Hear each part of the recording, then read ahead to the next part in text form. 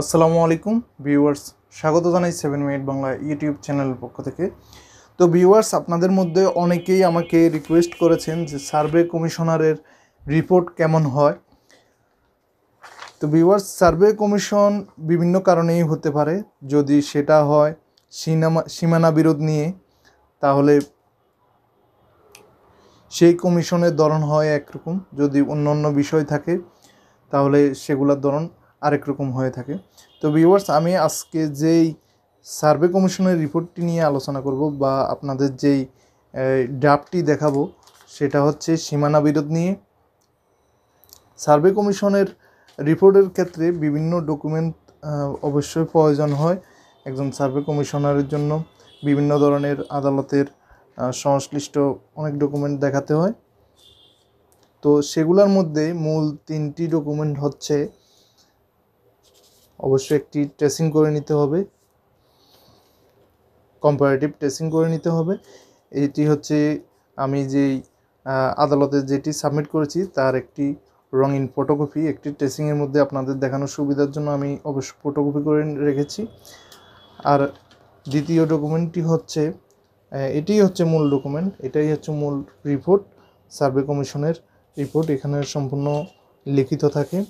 এবং আরেকটি অংশ হচ্ছে ফিল্ড বুক, অর্থাৎ কোন আইলের দৈর্ঘ্য কত, একটা স্টেশন থেকে আরেকটা স্টেশনের দৈর্ঘ্য কত, এগুলো হচ্ছে সব স্টেশন একটি থেকে আরেকটির দূরত্ব কতটুক, এগুলো অবশ্যই একটা কাগজের মধ্যে নোট করে দিতে হবে। এটাকে বলে ফিল্ড বুক। তো ভিউয়ার্স, আমি এই নকশাটির সাথে এই সার্ভে কমিশনের রিপোর্টটি দেখানোর চেষ্টা করব এবং এই সার্ভে কমিশনের রিপোর্টটি পড়ে আপনাদের শোনাবো যে সার্ভে কমিশনের রিপোর্ট আসলে কেমন হয়, এবং সেটা আমি নকশার মধ্যেও আপনাদের দেখানোর চেষ্টা করব। তো দেখুন ভিউয়ার্স, এটা যেহেতু একটি ল্যান্ড সার্ভে ট্রাইব্যুনালের মামলায় এই রিপোর্টটি দেওয়ার জন্য আদালত থেকে কমিশন নিয়োগ করা হয়েছে আমার সিনিয়রকে। তো উনি যেই সরজমিনে এবং নকশায় সেটা তদন্ত করে যে রিপোর্টটি উনি তৈরি করেছেন আমার মাধ্যমে এবং আমার সহযোগিতায়, সেই রিপোর্টটি আমি এখন আপনাদের সাথে পড়ে শোনাব। ভিউয়ার্স, রিপোর্টটি পড়ার আগে আমাদেরকে প্রথমে নকশাটি ভালোভাবে দেখতে হবে এবং নকশা অবজারভেশন করতে হবে যে কোন সিএসের কোন দাগে বিএসের কোন দাগটি পড়েছে। এ নিয়ে বিশ্লেষণমূলক অংশটি আগে দেখুন, তারপর আমরা রিপোর্ট পড়ব। তো ভিউয়ার্স, সীমানা বিরোধ মীমাংসা করার জন্য আমাদেরকে অবশ্যই একটি স্টেশন ধরে আগাতে হবে। স্টেশন কিভাবে অ্যাডপ্ট স্টেশন আমরা সিলেক্ট করব, অর্থাৎ কিভাবে অ্যাডপ্ট স্টেশন কিভাবে ঠিক আছে কিনা সেটা কিভাবে পরীক্ষা করব, এবং আমাদের সীমানা বিরোধীয় যে জমি সেটা কিভাবে আমরা পরিমাপ করব এবং সীমানার সঠিক অবস্থান কিভাবে আমরা নির্ণয় করব সে নিয়ে আলোচনা করব। তো ভিউয়ার্স দেখুন, এটি একটি মামলার জন্য অঙ্কিত ট্রেসিং, একজন সার্ভে কমিশনার আমার সিনিয়রের অঙ্কিত ট্রেসিং। এখানে অবশ্য আমি মূল ট্রেসিংটি এখানে না দিয়ে আমি এটার একটি কালার ফটো কপি নিয়েছি, এই জন্য হয়তো লাইনগুলো একটু মোটা দেখা যাচ্ছে। তো যাই হোক, মূল কথায় আসি যে আমাদের বিবাদীয় জমি হচ্ছে 2477, সাবেক 2477 ও 2478, এবং হাল এই যে 5431 এবং 5430। এখানে ভালো করে লক্ষ্য করুন ভিউয়ার্স, এখানে ভালো করে লক্ষ্য করলে দেখবেন এই যে 2477 দাগটি, এখানে এটার নির্দিষ্ট বড় একটি অংশ নিয়ে 2478 দাগ সহ নতুন একটি দাগ গঠিত হয়েছে 5430, এবং 2477 যেই মূল দাগটি ছিল সেটা বিএসের মধ্যে ছোট হয়ে গেছে, অর্থাৎ 5431 দাগটা অনেক ছোট দেখা যাচ্ছে। এবার আসুন, মামলার মূল বিষয়বস্তু হচ্ছে বা সাবজেক্ট ম্যাটার বা যেটা ইস্যু গঠন করছে সেটা হচ্ছে যে 2477 এই যে সাবেক দাগের উপর দুইজন ক্রেতায় এই জমিটা ক্রয় করছে। ক্রয় করার পর যে বাদী মালিক হচ্ছে 5431 দাগের, দুইজনেই কিন্তু সমান অংশে ক্রয় করছে। কিন্তু বর্তমান হাল নকশায় বিএস নকশায় দেখা যায় বাদির জমি মাঝখান বরাবর না এসে, এই যে এখান থেকে কিন্তু মাঝখান বরাবর হয়, মাঝখান বরাবর না এসে প্রায় 15-20 কড়ির মতো চেপে গেছে। অর্থাৎ সাবেক 2478 দাগটি 2477 উপর নতুন BS 5431 দাগের উপর প্রায় মাঝ বরাবর না হয়ে, দুই কেতার সমান অংশ মাঝ বরাবর না হয়ে 5431 দাগের উপর প্রায় 15-20 কড়ি চেপে গেছে। তো এখন আমরা এখানে আমাদের দায়িত্ব হচ্ছে যে এটি আইলটিকে মাঝ বরাবর সঠিক অবস্থানে নিয়ে যাওয়া এবং এই বর্তমান আইল 9 এবং 10 নম্বর এই যে স্টেশনের যে লাইনটি, এইটার থেকে আমাদের নতুন একটি লাইনে রিপ্লেস করতে হবে, 17-18 লাইনে রিপ্লেস করতে হবে, অর্থাৎ সঠিক অবস্থানে নিয়ে যেতে হবে। তো এখন আমরা কীভাবে অ্যাডপ্ট স্টেশন ধরবো সেটা আমরা আগে দেখে নিই। ভিউয়ার্স, অ্যাডপ্ট স্টেশন এমনভাবে ধরতে হবে যেখানে CS এবং BS একই অবস্থানে আছে, অর্থাৎ তাদেরকে আলাদা আলাদা যাতে মাপ নেওয়া যেতে পারে এবং তাদের অবস্থান সঠিক হয়, এই ধরনের যে কোনো একটি কোণকে আমরা অ্যাডপ্ট স্টেশন হিসেবে ধরব। তো ভিউয়ার্স, আমি অনেক জায়গায় অ্যাডপ্ট স্টেশন ধরার চেষ্টা করছি। ধরুন আমি এখানে অ্যাডপ্ট স্টেশন ধরলাম, কিন্তু সেটা আমার নকশায় কভার করতেছে না, যা উপরের দিকে আমি মাপটা নিতে পারতেছি না। এবং এখানে যদি অ্যাডপ্ট স্টেশন ধরি তাহলে এখানে আমার CS এর একটা স্টেশন পেলাম, এখানেও CS এর একটা স্টেশন পেলাম, এবং এখানেও পেলাম। কিন্তু আমি আরও বেটার এক্সপেরিমেন্টের জন্য বা আরও ভালোভাবে ধরে নেওয়ার জন্য এমন একটি স্টেশন সিলেক্ট করেছি যেখানে CS BS দুইটাই কিন্তু এট এ টাইম থাকে। যেমন আপনি দেখুন 1 থেকে 2 নম্বর লাইন পর্যন্ত CS এবং BS এর দুইটাই লাইন আছে, এবং 1 থেকে 4 পর্যন্ত এখানেও CS BS দুইটাই লাইন আছে, এবং 1 থেকে 3 পর্যন্ত এখানেও CS BS লাইন আছে, এবং 1 থেকে 5 নম্বর স্টেশন যেটি সেটা বরাবর মোটামুটি সমান্তরাল আছে, এখান থেকেও ফিতা দিয়ে সহজে মাপা যাবে CS BS। তো ওই হিসাবে আমি এই যে সাবেক 2561 এই দাগটাকে আমি বর্তমানে যদিও 54-26 এবং 54-27 হয়ে গেছে, কিন্তু সাবেক 2461 দাগটার নিচের যেই কোনটা আছে সেটাকে আমি অ্যাডপ্টেশন ধরলাম, এবং সেখান থেকে আমি CS BS উভয় নকশায় আমি এই চারপাশে হিসাবটা করে নিব, চারপাশের লাইনগুলার দুই জায়গায় কি মিল আছে কিনা সেই হিসাবটা করে নিব। দেখুন এখানে 1 থেকে 2 নম্বর স্টেশন পর্যন্ত হিসাবটা পেলাম মোটামুটি সেম, 1 থেকে 4 নম্বর পর্যন্ত সেম হিসাব পেয়েছি, এবং 1 থেকে 3 নম্বর পর্যন্তও কিন্তু CS BS নকশায় সমান দূরত্ব পেয়েছি, এবং 1 থেকে এই যে 5 নম্বর স্টেশন এই লাইনটার উপর 1 থেকে 5 নম্বর স্টেশন পর্যন্ত এখানেও কিন্তু আমি সমান দূরত্ব পেয়েছি। তার মানে আমি অ্যাডপ্ট স্টেশন যেটা ধরছি সেটা সঠিক অবস্থানে। ভিউয়ার্স, এখন রিপোর্টটা পড়ি। তো প্রথমে আমাদেরকে অ্যাড্রেস করতে হবে, আদালতে অ্যাড্রেস করতে হবে এবং জেলা দিতে হবে ড্রাফটিংয়ের মতোই, আর যে কোনো পিটিশন ড্রাফটিংয়ের মতোই। তারপর ট্রাইব্যুনালের নাম্বার আসবে, মোকদ্দমা নাম্বার আসবে, তারপর বাদী বিবাদীর নাম। তারপর আমি এখন মূল অংশ পড়ে শোনাই। নিবেদন আমি 12/11/2019 তারিখে উপরোক্ত LST 201/2018 নং মোকদ্দমার কমিশনের আদেশপ্রাপ্ত হইয়া 14/11/2020 তারিখের কমিশনের দিন ধার্য করিয়া বাদী পক্ষের নিযুক্তি ও কৌশলীকে নোটিশ প্রদান করি। অত্র মামলায় বিবাদী পক্ষ হাজির না হওয়ায় তাদেরকে নোটিশ প্রদান করা হয় নাই। নোটিশের মর্মমতে 4/1/2020 তারিখের জরিপের যন্ত্রপাতি নিয়ে বেলা 10 ঘটিকার সময় কমিশন প্রার্থিত ভূমিতে উপস্থিত হই। সাক্ষীর তালিকায় স্বাক্ষরিত ব্যক্তিগণ ছাড়াও কমিশন প্রার্থিত ভূমিতে স্থানীয় গণ্যমান্য ব্যক্তিগণ উপস্থিত ছিলেন। আমি বাদীর নিকট হইতে নালিশি মৌজার CS ও BS নকশা গ্রহণ করিয়া মিলাইয়া দেখি ও মিল পাই। আমি নালিশি CS 2477 দাগের আশেপাশে কোনো প্রকার স্থায়ী বিলের খুঁজিয়া না পাইয়া বেনালিশি CS 2521 দাগের দক্ষিণ পশ্চিম কোণকে 1 নং স্টেশন ধরিয়া 1 নং স্টেশনকে উত্তর দিকে 1-2 নং স্টেশন পর্যন্ত 200 কড়ি, পশ্চিম দিকে 1 থেকে 3 নং স্টেশন 120 কোটি, পূর্ব দিকে 1 থেকে 4 নং স্টেশন 80 কোটি, দক্ষিণ দিকে 1 থেকে 5 নং স্টেশন পর্যন্ত 185 কোটি পরিমাপ করি 1 নং স্টেশনকে চেক করিয়া ওই সঠিক পাই। তারপর পুনরায় আমি বেনালিশি অর্থাৎ যেই প্লটটি আমাদের নালিশি ভূমি নয়, বেনালিশি CS 2561, অর্থাৎ দেখুন এই যে এই প্লটটির কথা বলতেছি যেখানে আমরা অ্যাডাপ্টেশন ধরছি, এটা কিন্তু বেনালিশি প্লট। নালিশি প্লট হচ্ছে 2477 এবং 2478। এই বেনালিশি CS 2561 দাগের সকল বাহু পরিমাপ করিয়া লই, যথা 1 থেকে 2 নং স্টেশন 200 কোটি, 1 থেকে 4 নং স্টেশন 80 কোটি, 4 থেকে 6 নং স্টেশন 220 কোটি, 2 থেকে 6 নং স্টেশন 100 কোটি পরিমাপ করিয়া বেনালিশি CS 2561, BS 5426 ও 5427 নং দাগে মোট 9.45 ডিং ভূমি পাই। অর্থাৎ এটা হচ্ছে আমাদের বেনালিশি জমি। এখানে আমরা CSA এবং BSA দুইটা নকশায় আলাদাভাবে আমরা হিসাব করে আমরা 9.45 বা 9.50 9.5 ডিসিম মোটামুটি মিল পাইলাম।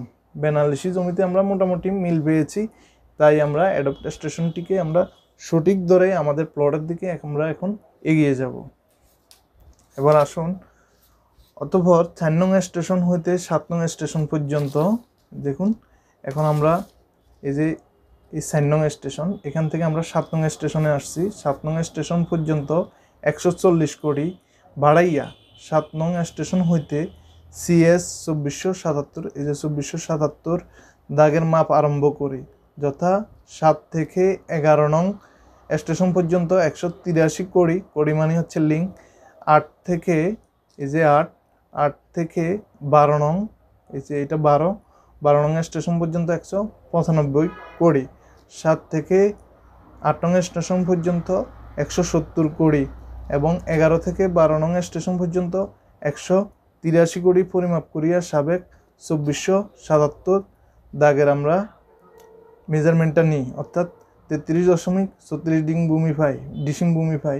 অতঃপর আমি 2478 দাগের পরিমাপ আরম্ভ করি, যথা এই যে এটার একটা পয়েন্ট উপরে 11-র উপরে 13, দেখুন এখান থেকে আমরা 13 থেকে 16 নং পর্যন্ত, এই যে 16 নং স্টেশন পর্যন্ত আমরা 128 কোটি এবং 14 থেকে, এটা হচ্ছে 14 থেকে 15 পর্যন্ত 122 কোটি। এগুলো আমরা আলাদা আলাদা পরিমাপ করে নিই, সেন অথবা ফিতা দিয়ে মেপে আমরা কোটিতে কনভার্ট করে এটা পরিমাপ করে নিই। তারপর 13 থেকে 14 নং, এই যে 13 থেকে 14 নং পর্যন্ত স্টেশন পর্যন্ত 185 কোটি এবং 15 থেকে এই যে 15 থেকে 16 পর্যন্ত 200 কোটি পরিমাপ করিয়া CS 2478 দাগে 24 ডিসিম ভূমি পাই। এখানে 24 ডিসিম ভূমি পাইছি আর এখানে পাইছি 33.36 ডিং ভূমি।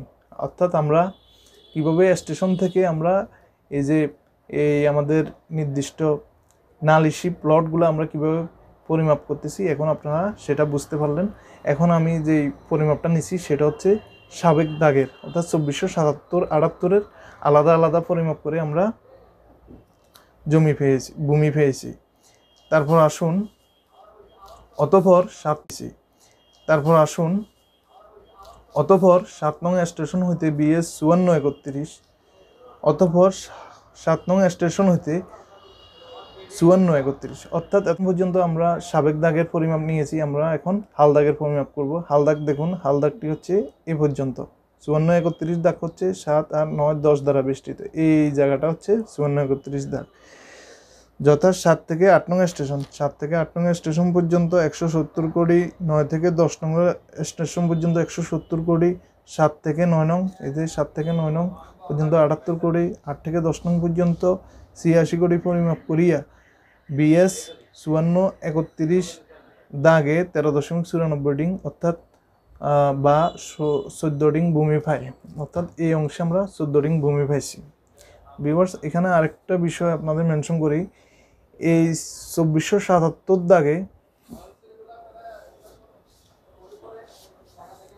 2477 দাগে মোট জমি থেকে অর্ধেক কিনেছিল একজন ক্রেতায়, কিন্তু BSA তার অংশ অনেক কম আসছে। অর্থাৎ আপনারা নকশা লক্ষ্য করলেও দেখবেন এটা মাঝ বরাবর না আসে, অনেকটা বাম দিকে সরে আসছে। এখন আমাদের ফিক্সড করতে হবে এটার মাঝখান কতটুকু পর্যন্ত গেলে এটার মাঝখান হয়, অর্থাৎ কতটুক ভূমি এই 54-30-30-এর মধ্যে ঢুকছে সেটা আমাদেরকে বাইর করতে হবে।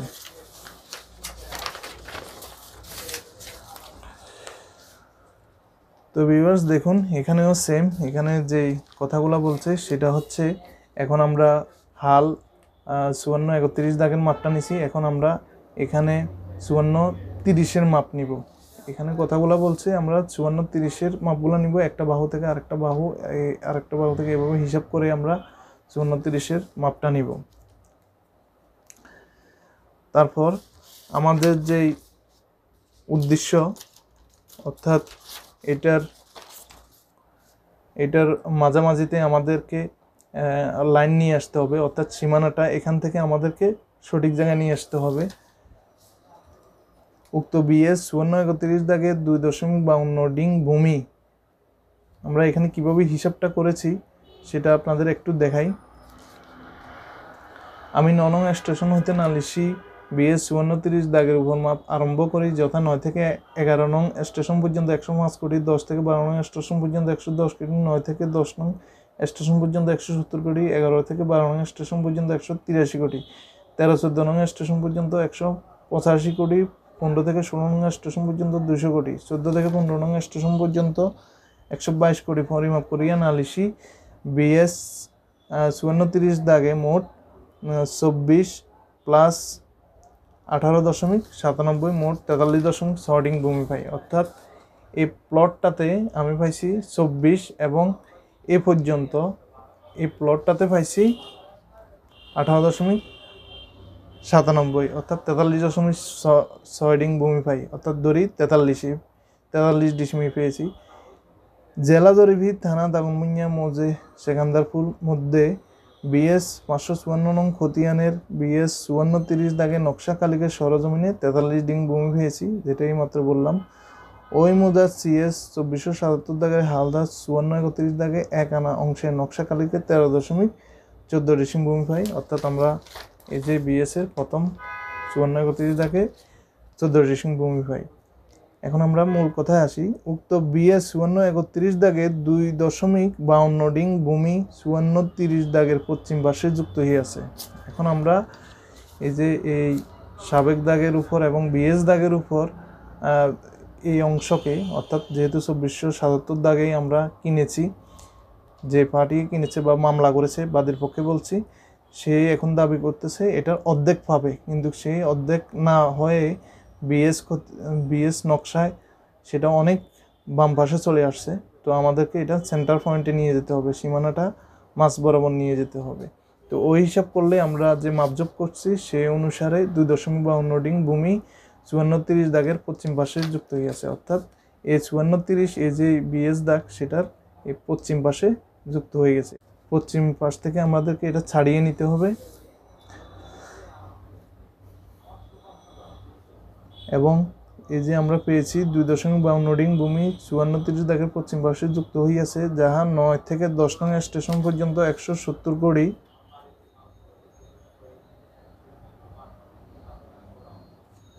এবং 18 থেকে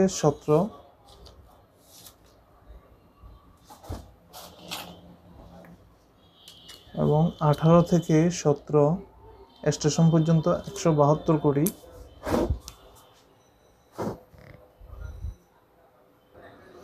এখানে আরো দুইটা, এখন নতুন দুইটা স্টেশন আসবে, একটা হচ্ছে 17, একটা হচ্ছে 18। অর্থাৎ আমরা যে নতুন জায়গায় এই আইলটিকে রিপ্লেস করব পারফেক্ট জায়গায়, সেটা হচ্ছে এই লাইনটা, এই লাইনে মাঝ বরাবর লাইনে এটার একটা পয়েন্ট হচ্ছে স্টেশন হচ্ছে 17 এবং আরেকটা স্টেশন দিলাম 18।